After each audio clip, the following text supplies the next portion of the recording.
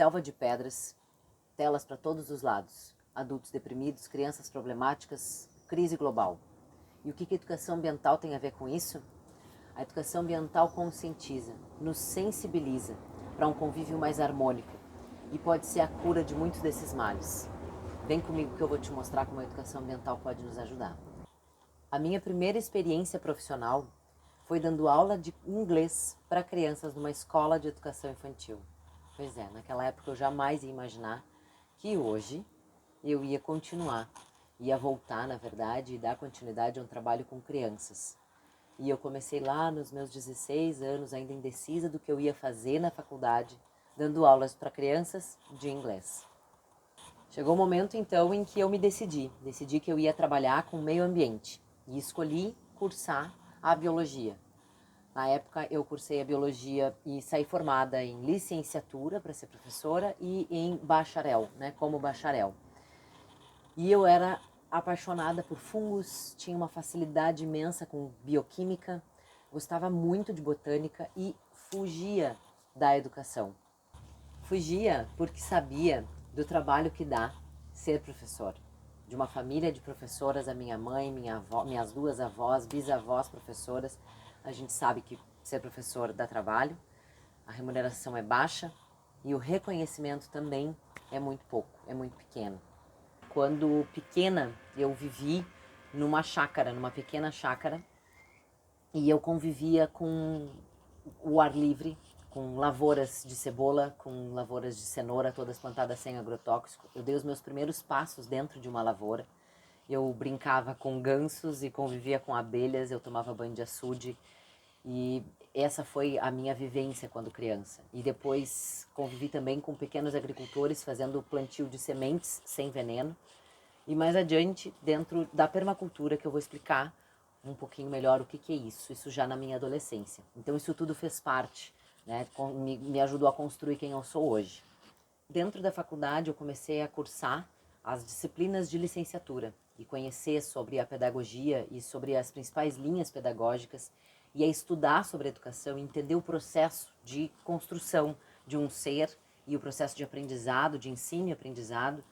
E tive aula com pesquisadoras e professoras excelentes e isso foi abrindo os meus olhos para como a educação pode sim transformar as pessoas e as pessoas virem a transformar o mundo, como diz o nosso mestre Paulo Freire.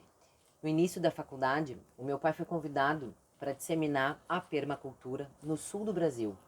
A permacultura, que é uma filosofia australiana de como os seres humanos podem viver de forma mais harmônica com o planeta Terra, com o lugar que eles ocupam, sem deixar de atender às suas necessidades, à subsistência humana.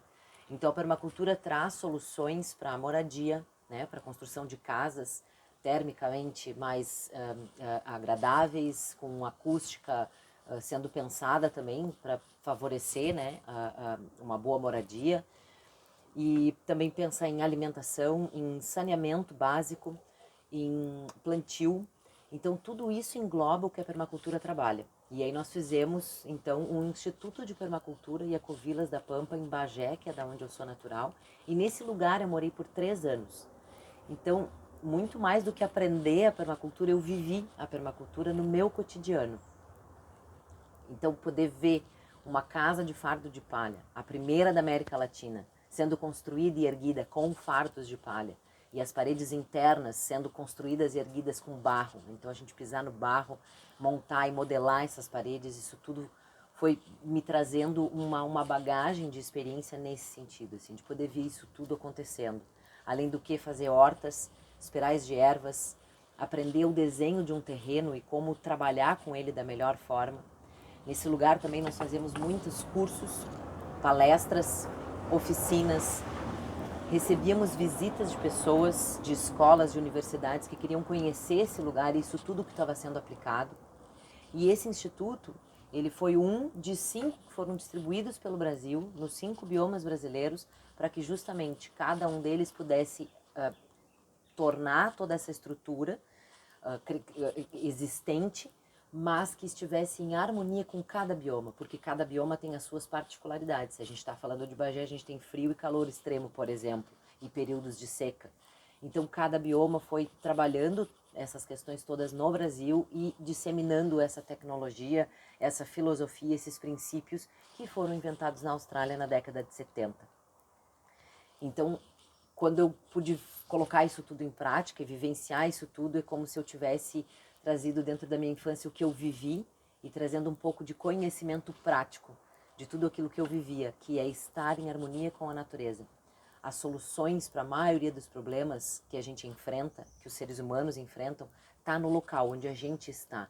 E a permacultura traz isso como filosofia, que a gente possa pensar no local, a solução local para problemas que estão aqui, no lugar.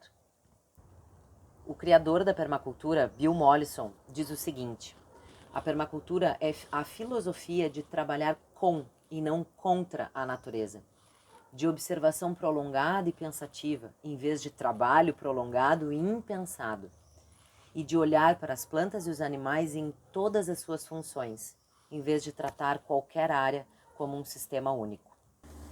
Algumas ações de educação ambiental me marcaram muito nesse período em que eu morei no IPEP. E uma delas, então, foi uma parceria do IPEP com a FAO, que é um braço da ONU que cuida da segurança alimentar.